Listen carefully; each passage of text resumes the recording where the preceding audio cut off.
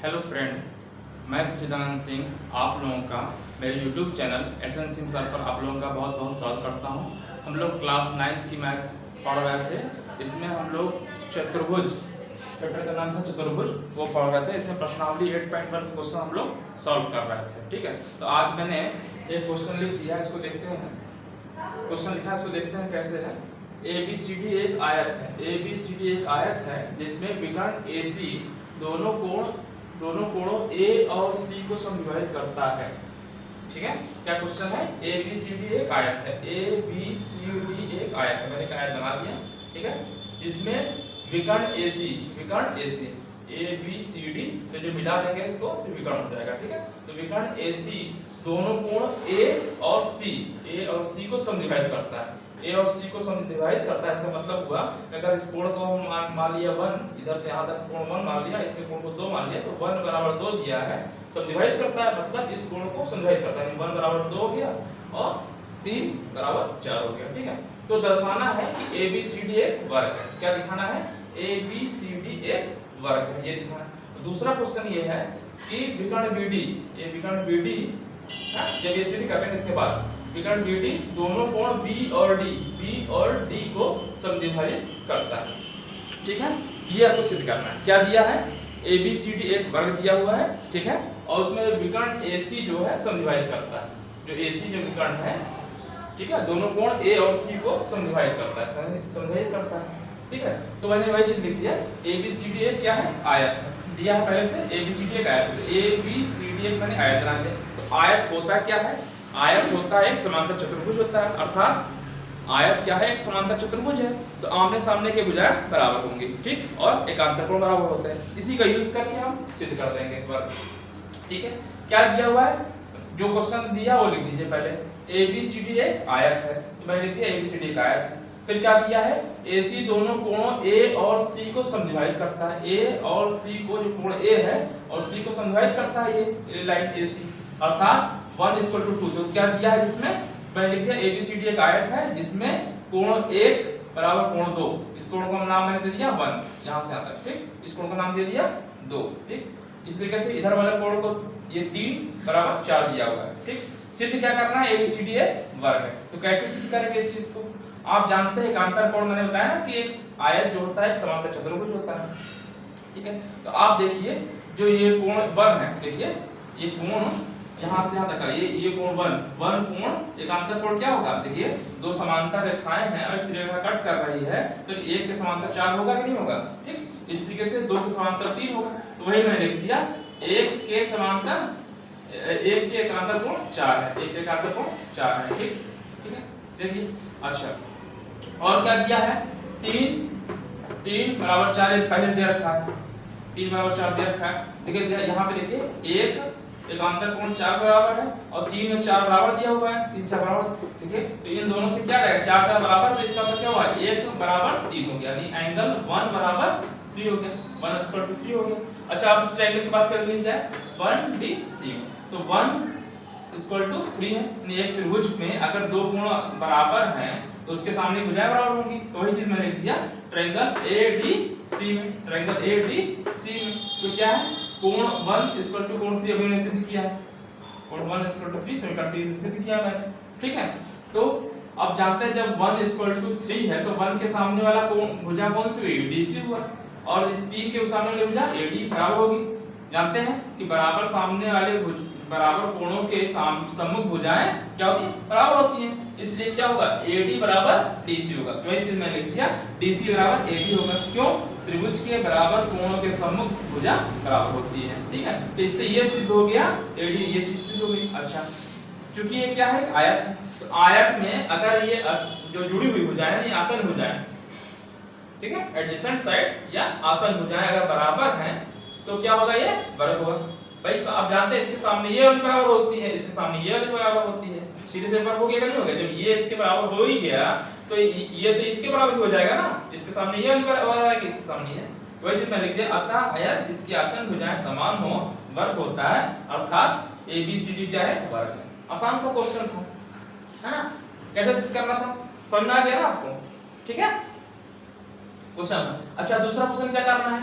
विकर्ण BD ये विकर्ण BD है, दोनों कोण B और D को समद्विभाजित करता है, ये सिद्ध करना है। ठीक है, BD, ठीक है। पहला क्वेश्चन आपको समझ में आ गया होगा कैसे करना था। फिर से एक बार समझा दे रहा हूं अगर नहीं कर पाए हो। देखिए दिया क्या था, ABCD एक वर्ग है, एक आयत है, ठीक है, जिसमें क्या दिया था, कोण इसका समद्विभाजक था ना AC, तो इसलिए 1:2 दिया है और 3:3:4 दिया है। सिद्ध करना है ABCD वर्ग है। तो जब आप जानते हैं एकांतर कोण 1:4 होगा, 2:3 होगा, ठीक है। तो हम एक को मान लेते हैं 1:4, एकांतर कोण ले लिया, 1:4 हो गया, ठीक। और 3:4 पहले से दे रखा है, 3:4 दिया है पहले से, ठीक है। 1:4 के एकांतर कोण से 1:4 हो गया और 3:4 पहले से दे रखा है, तो इन दोनों समीकरण से 1:3 आ गया, यानी 1:3 आ गया। तो बराबर भुजाओं के सामने की कोण भुजा बराबर होती है। इस ट्रायंगल में देखिए ADC में, तो ये एक कोण 1:3 है, इसलिए क्या होगा, AD बराबर DC होगा, है ना। बराबर कोणों के सामने की भुजा बराबर, इसलिए AD बराबर ये हो गया, ठीक, ये हो गया, ठीक। अच्छा, ये चीज हो गई सिद्ध। अच्छा, ये आप जानते हैं कि जब ये दोनों ये क्या है, समांतर चतुर्भुज है, वही चीज लिख दिया कि तो ये आयत की भुजा है ना, देखिए ये आयत की भुजा है AD और DC और बराबर है, इसलिए क्या है, वही मैं लिख दिया, आयत जिसकी आसन्न भुजाएं बराबर हों वर्ग होता है। जब ये बराबर ये हो गई तो एक वर्ग होता है, सीधे सीधे लिख दिए, इसलिए ABCD एक वर्ग है। अब आपको सिद्ध करना है क्या, विकर्ण BD को मिला दिया, तो इसका कोण का नाम मैंने दे दिया 5, 6, 7, 8 दे दिया, ठीक। B और D को समद्विभाजित करता है, मतलब जो एंगल B और D को समद्विभाजित करता है, मतलब यहाँ पहले दिया हुआ था तो सिद्ध करना था। अब यहाँ पे दूसरा क्वेश्चन बना के मौलिक तरीके से कि एक वर्ग है, एक वर्ग के अंदर क्या होता है, विकर्ण जो होती है समद्विभाजित करते हैं। एक क्वेश्चन अलग बना के दे सकता है, छोटा सा क्वेश्चन, ठीक है। तो अच्छा चलिए, अब वही चीज ये 5 सेकंड क्वेश्चन करना है आपको, तो इसमें क्या करना है, मैं वही को लिख भी दिया है मैंने, क्या सिद्ध करना है, विकर्ण BD दोनों कोणों B और D को समद्विभाजित करता है, ठीक। अच्छा, मैंने कोण का नाम 5, 6, 7, 8 दे दिया है। अच्छा, देखिए 5 जैसे इसमें आपने किया था सेम उसी टाइप से करना है। देखिए 5 एकांतर कोण है, ठीक, 5 एकांतर कोण है। अच्छा, ये आपने सिद्ध कर दिया कि वर्ग है, सिद्ध कर चुके हैं, तो सिद्ध कर दिया है तो इसका मतलब क्या हो गया, AB बराबर AD हो जाएगा, है ना। तो वैसे मैंने लिख दिया, देखिए एकांतर कोण 5, देखिए सेकंड क्वेश्चन कर रहे हैं, 5 बराबर 8 होगा, 5 8 होगा, 5 8 होगा, क्यों, एकांतर कोण है, एकांतर कोण है। अच्छा, आपने इसको वर्ग प्रूव कर दिया है, यहाँ पर देखिए वर्ग आ गया है, तो जब वर्ग कर दिया तो इसका मतलब AB बराबर AD होगा। तो इस ट्रायंगल की बात कर लें, ADB या ABD जो भी लिखते हैं, ठीक, मैं लिख दिया ADB में। अच्छा, ADB में क्या होगा, AD बराबर ये होगा AB, क्यों होगा, अभी मैंने सिद्ध किया है ABCD एक वर्ग है इसलिए, ठीक। अच्छा, जब ये बराबर ये है, ये भुजा बराबर है, तो 5, 7 बराबर होना चाहिए, नहीं कोण बराबर, भुजा के सामने की कोण बराबर होना चाहिए, इसीलिए मैंने लिख दिया 7:5 हो गया, ठीक है, एंगल 5:7, ठीक है। क्यों, त्रिभुज के बराबर भुजा सामने के सम्मुख कोण बराबर होते हैं। अच्छा, अब इन दोनों से देखिए 5 यहाँ देखिए क्या है, 5:8 है और यहाँ पे 5:7, इसलिए 7:8 आ जाएगा इन दोनों से। 4 और 5 से क्या करते हैं तो 7:8 आ गया, तो 7:8, तो एक चित्त ये प्रूफ हो गया, इसका क्या समद्विभाजक हो गया, यही तो सिद्ध करना है। देखिए D का समद्विभाजक तो हो जाएगा, 7, 8 बराबर आ गया, इसका मतलब ये समद्विभाजक आ रहा है। अब हमको ये सिद्ध करना है 5, 6, तो इसी तरीके से आप कर सकते थे, चाहे नहीं तो आधा दूसरे तरीके से भी कर सकते हैं, इसी चीज को आप दूसरे लिख सकते थे। भाई क्या करते हैं, अभी आपने लिखा था 5 अंतर कोण 8 लिखा था, 6, 7 लिख दीजिए, ठीक है, 6 और 7 कर दीजिए, और ये वर्ग है तो ये इसके बराबर हो गया, ठीक, ये वाली भुजा इसके बराबर हो जाएगा, तो क्या हो जाएगा, एंगल ये वाला ऐसे भी सिद्ध कर सकते हैं, सेम इसी तरीके से कर सकते हैं, ठीक। नहीं तो दूसरे तरीके से करना चाहें ऐसा कर सकते हैं, कैसे, समीकरण 4 पे क्या है, 5:8 है, 5:8 आया है, हाँ देखिए 5:8 एकांतर कोण आया है, ठीक है। अच्छा, और 7:8 यहाँ से आया है, ठीक है, ये अच्छा, और ये जो 7 एकांतर कोण 6 के होगा कि नहीं होगा, 7 एकांतर कोण 6 का होगा कि नहीं होगा, ठीक। तो इन दोनों से क्या गया, 7 6 के बराबर है, 5 8 के बराबर है, देखिए 7 6 के बराबर है, एंगल 7 एकांतर कोण में लिख दिया है, ठीक। और 5 से आपने क्या लिखा है, 5 बराबर 8 के, 5 बराबर 8 के हैं। देखिए 5 बराबर 8 है। तो इन आप देखिए 5 और 7 से लिखा जाए 5 इक्वेशन और 7 इक्वेशन से क्या आ जाएगा 7 7 अगर बराबर कर दो तो 5 6 बराबर आ जाएगा। ठीक है, अब ऐसे भी कर सकते थे, नहीं तो ऐसे कर सकते थे। देखिए अगर उस टाइप से नहीं लिखना चाहते हैं इस टाइप से भी कर दिए। कई तरीके हैं करने के क्वेश्चन लगाने के। ठीक है, मैं क्या कह रहा हूँ कि देखिए एकांतर कोण 5 और 8 के बराबर होगा। जैसे आपने यह किया है, इधर 5 8 किया तो अब लीजिए 7 6 ले लीजिए, 7 6 बराबर होगा, बराबर होगा। ठीक, अच्छा 7 6 बराबर होगा तो BC बराबर ये होगा, BC बराबर ये होगा नहीं होगा, होगा। तो इसका जब BC बराबर ये होगा इसका मतलब 6 बराबर 8 हो जाएगा, 6 बराबर 8 आ जाएगा। ठीक, इस तरह से कर सकते हैं, 6 और 8 हो जाएगा।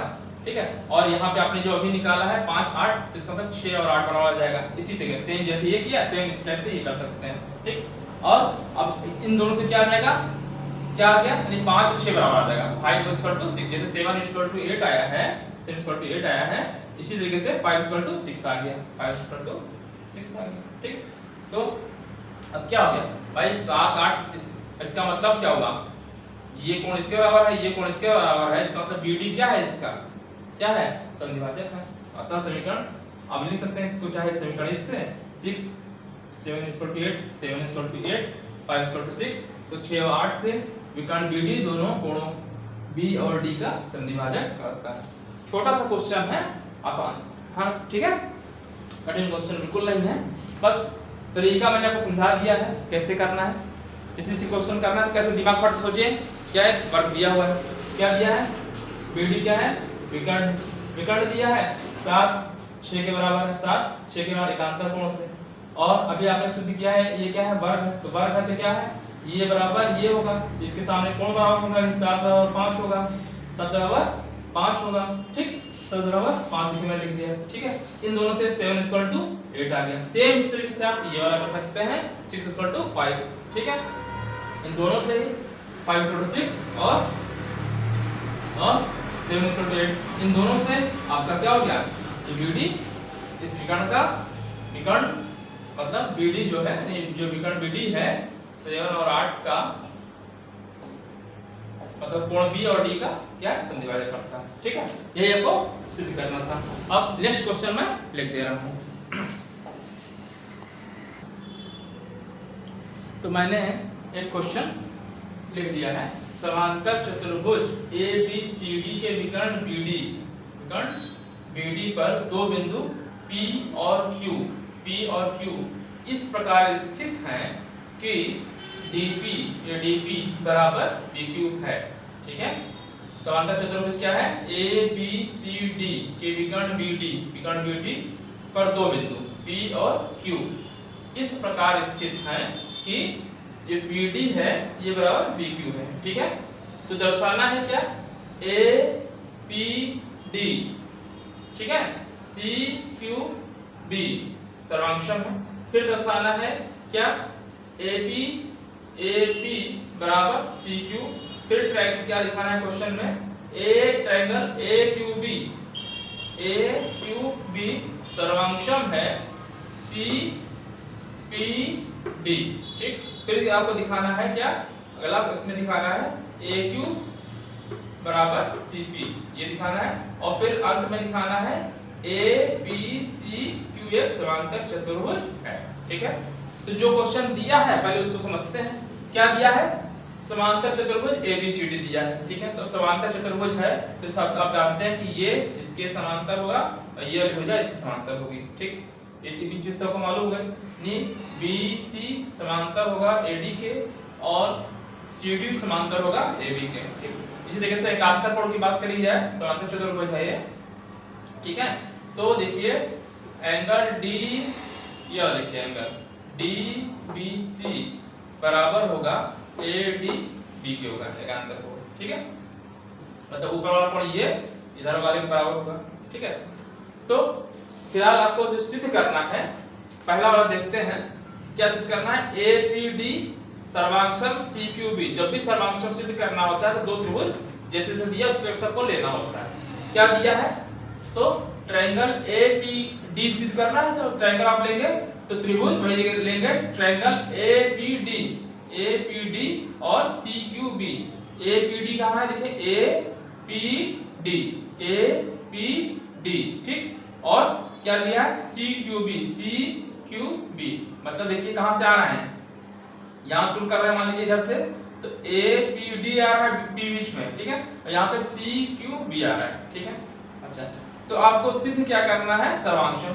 तो आप इसमें जो चीज दिया है पहले वो लिख दीजिए, ठीक है। सर्वांशम प्रूव करने के लिए ये ट्रायंगल की बात कर रहा है और ये ट्रायंगल की बात कर रहा है, तो देखिए एक भुजा तो बराबर है ही है, ये देखिए ये भुजा अगर देखा जाए तो ये भुजा दिया हुआ है, एक भुजा बराबर हो जाए, ठीक है, और बीच का कोण अगर बराबर हो जाए यानी ये वाली कोण यानी जो इधर वाला कोण है ये इसको सिद्ध करना। देखिए APD कहाँ है, APD यानी ये वाला कोण, देखिए अब ऐसे कर सकते हैं, देखिए AD समांतर ये इसके होगा, ये चीज तो एक पहले से है समांतर चतुर्भुज है, तो ये AD समांतर BC होगा, ठीक। अच्छा, ये PD दूसरी भुजा हो गई, अब इसका बीच में कोण देखिए, एकांतर कोण अगर ये देखा जाए ADP एकांतर कोण है नहीं है, QBC है ना, तो इसी चीज का यूज करके कर देना है, दो भुजा और इसके बीच का कोण, ठीक है। तो मैंने वैसे लिख दिया, देखिए क्या दिया है, इस ट्रायंगल की बात कर रहे थे किसमें, APD और CQB में, ठीक। क्या करना है, DP, देखिए ये DP बराबर BQ, DP बराबर BQ दिया है, पहले से दे रखा है ना, क्वेश्चन में कहा है ना, दे दिया। अच्छा, तो एक भुजा तो हो गई, इसके बाद एक कोण देख लेते हैं, देखिए ADP बराबर CBQ होगा नहीं, एकांतर कोण, देखिए ये कोण इस कोण के देखिए ऑटोमेटिक हो रहा है, देखिए AB ये वाला कोण इधर वाला, ठीक, और इधर ये वाला बन रहा है, वही चीज मैंने लिख दिया, ADP एकांतर कोण यानी ADP बराबर होगा किसके, CBQ के एकांतर कोण, ठीक, हो गया। और तीसरी ये भुजा, मतलब दो भुजा, ये भुजा हो गई और इसके ये एकांतर कोण से बराबर हो गया, और ये भुजा इस भुजा के बराबर हो गई, तो AD बराबर BC, AD बराबर BC, क्यों, क्योंकि समांतर चतुर्भुज की सम्मुख भुजाएं आमने सम्मुख मतलब आमने सामने भुजाएं, तो समांतर चतुर्भुज की सम्मुख भुजाएं बराबर होती हैं। तो तीन चीजें हो गई, ठीक है, क्या हो गई, दो भुजा और इसके बीच का कोण, ठीक है, तो वही चीज लिख दिया, इससे क्या हो गया, दोनों चीज सर्वांशम हो गई, APD सर्वांशम हो गया CQP के, क्यों, किस नियम से, साइड एंगल साइड, ठीक, साइड एंगल साइड, दो भुजा और उनके बीच का कोण से सर्वांशम हो गया। तो पहली चीज तो प्रूफ हो गई, ए प्रूफ करना था, APD सर्वांशम हो गया इसके CQD के, ठीक है। सेकंड पार्ट क्या करना है, AP बराबर CQ। अच्छा, जब आप बताइए APD ये सर्वांशम सिद्ध कर दिए हैं, जिसका मतलब AP बराबर CQ होगा, AP बराबर CQ होगा नहीं, देखिए जब ये आपने सर्वांशम कर दिया, देखिए क्या सर्वांशम किया, APD इधर देखिए APD CQB, तो क्या क्या बराबर आएगा, देखिए AP अगर यहाँ ले रहा है तो CQ बराबर होगा, AP ये आ गया, CQ बराबर हो गया, ये चीज देखिए सेकंड में लिख दिया है, ऊपर सिद्ध कर दिए हैं ट्रायंगल APD सर्वांशम, ऐसे लिखिएगा, ये सिद्ध कर चुके हैं सर्वांशम, ठीक है, ठीक है, मैंने सिद्ध किया, एक चीज मैं लिख दिया, ये सिद्ध कर सेकंड वाले क्वेश्चन में लगा रहा है, तो मैं लिख देंगे APD सर्वांशम CQB सिद्ध कर चुके हैं, ऊपर सिद्ध कर चुके हैं, इससे नीचे लिख रहे हैं, ठीक है। तो इसलिए क्या हो जाएगा, क्या हो जाएगा, AP बराबर CQ हो जाएगा, किस नियम से, CPCT, सर्वांशम त्रिभुज के सम्मुख भाग बराबर होते हैं, ठीक है, इसलिए। अच्छा, अब क्या सिद्ध करना है, AQB सर्वांशम है CPD, AQB तो ट्रायंगल AQB जहां पर भी उसको ले लीजिए, AQB, और क्या कह रहा है, CPD, तो क्या कह रहा है, AQB को सर्वांशम करना है सिद्ध, किसमें, CPD। अब बताइए इसमें और इसमें कुछ समानता दिख रही है, देखिए वही चीज हो गई, एक भुजा तो पहले से दिख रही है इन दोनों में, इस त्रिभुज में देखिए ऊपर वाले में और नीचे वाले त्रिभुज में देखिए, तो ये भुजा तो सामने दिख ही रही है। अच्छा, इसके पहले तो ये वाली है, दिख ही रही है, ठीक, और ये बीच का कोण देखिए एकांतर हो जाएगा, सेम जैसे ये किया सेम ऐसे ही हो जाएगा, वही लिख दीजिए, क्या लिया मैंने, ट्रायंगल त्रिभुज AQB, ट्रायंगल जो जैसे दिया उसका लिख दीजिए, त्रिभुज AQB और त्रिभुज CPD में, जो दिया पहले वो लिख दीजिए। ये बी क्यूब बराबर पी डी तो पहले से ही दिया है। अच्छा ये देखिए ये वाला कोण एकांतर होगा नहीं होगा, यानी A B Q angle A B Q बराबर क्या होगा सी पी डी है, सी डी पी एकांतर कोण है ना, सी डी पी एकांतर कोण। अच्छा और ए बी बराबर सी डी होगा नहीं होगा, समांतर चतुर्भुज है वही लिख दिया। ए बी बराबर सी डी होगा, क्यों समांतर चतुर्भुज की सम्मुख भुजा पहले दिया था समांतर चतुर्भुज। तो बताइए ये तीन कंडीशन से फिर अगेन ये हो गया कंडीशन क्या हो गया, नहीं ए क्यू बी सर्वांशम हो गया सी डी पी के, ठीक है सर्वांशम हो गया। क्या सर्वांशम हुआ ए क्यू बी सर्वांशम हुआ सी पी डी के सर्वांशम हो गया। तो अब बताइए इससे तो तीसरा चीज तो हो गई। चौथा क्वेश्चन क्या कह रहा है, ए क्यू बराबर सी क्यू सिद्ध करना है। तो आपने ये देखिए ए क्यू बी सर्वांगम सिद्ध किया ना, ए क्यू बी सर्वांगम सी पी डी, तो ए क्यू अगर यहाँ साथ ले तो सी क्यू बराबर साथ में आ चाहिए ना, वैसे भी आप चेक कर लीजिए। देखिए यहाँ पे यही तो है ए क्यू बी, यहाँ शुरू कर रहा है देखिए ए क्यू बी, ये बीच में है बी वाला, ठीक है ए क्यू बी और मैंने सिद्ध किया है C P D, C P D. तो ये तो इसके भुजा के बराबर है, ठीक ये इसके भुजा के बराबर है। तो बचा कौन सा ये ए क्यू बराबर पी सी, ए क्यू बराबर सी पी, वही पी सी सी पी, ठीक है। तो ये सर्वांशम हो गया। मैं लिख दिया किस कारण से, सर्वांशम त्रिभुज के सम्मुख भाग बराबर होते हैं, या 60 में लिखते हैं इसको सी पी सी टी लिख देते हैं, ठीक है ये लिख दिया। तो ये चीज आपकी प्रूफ हो गई। चौथा वाला क्वेश्चन भी हो गया आपका, है ना, इससे ये सिद्ध कर चुके हैं, इसलिए ए क्यू बराबर सी पी हो गया। अब आपको जो चीज सिद्ध करना है ये क्या है, A P C Q, A P C Q क्या है, समांतर चतुर्भुज है। अच्छा अभी देखिए जो मैंने अभी सेकंड वाले क्वेश्चन में क्या सिद्ध किया है, ए पी बराबर सी क्यू सिद्ध किया है। ए पी बराबर सी क्यू सिद्ध किया, इसका नंबर समीकरण फर्स्ट डाल दिया। दूसरे वाले समीकरण में जो दूसरा और चौथे वाले क्वेश्चन में मैंने क्या सिद्ध किया है, ए क्यू बराबर पीसी के सिद्ध किया समीकरण नंबर 2। समीकरण फर्स्ट और सेकंड से क्या हो जाएगा, समीकरण फर्स्ट सेकंड से, मतलब ए पी बराबर सी क्यू दिया है, देखिए ए पी बराबर सी क्यू है और ये इसके बराबर, इसका मतलब क्या है, समांतर चतुर्भुज हो गया। एक चतुर्भुज के आमने सामने के भुजाएं अगर बराबर हैं तो सीधे सीधे क्या हो गया, समांतर चतुर्भुज हो गया। चतुर्भुज ए पी सी क्यू सम्मुख भुजाएं बराबर हैं, अतः ए पी सी क्यू एक समांतर चतुर्भुज है, ठीक है। छोटा सा क्वेश्चन था, मैंने कर दिया है, ठीक है। तो अब नेक्स्ट वाले क्वेश्चंस को मैं अगले पार्ट में करा दे रहा हूं, क्योंकि इसी क्वेश्चन मैं छोटा इसलिए करवा रहा हूं, छोटे वीडियो बना रहा हूं, क्योंकि जो है आप लोग आसानी से इसको देख सकें और 2-3 बार देख लें रिपीट करके। मान लीजिए अगर ना समझ में आया हो बाई चांस, है ना, लिखावट ना समझ में आई हो तो 2-3 बार देख लेंगे, ठीक है। तो छोटे आप उबेंगे नहीं, क्योंकि मैथमेटिक्स का जो ये पोर्शन मैं पढ़ा रहा हूँ थोड़ा आपको कठिन लग रहा होगा, है ना, क्यों सिद्ध करने वाला है, डायरेक्ट फार्मूला बेस्ड तो है नहीं, ठीक है। इसलिए मैं इसके 2 क्वेश्चन लेके कर रहा हूँ, छोटा वीडियो बना रहा हूँ, ठीक है। अगले पार्ट में मैं नेक्स्ट क्वेश्चन को सॉल्व करा दूंगा, ठीक है। अगर आपको वीडियो अच्छा लगा, समझ में आया, तो हमारे वीडियो को लाइक करिए और चैनल को सब्सक्राइब करिए और दूसरे बच्चों में शेयर करिए, ठीक है। थैंक यू, धन्यवाद।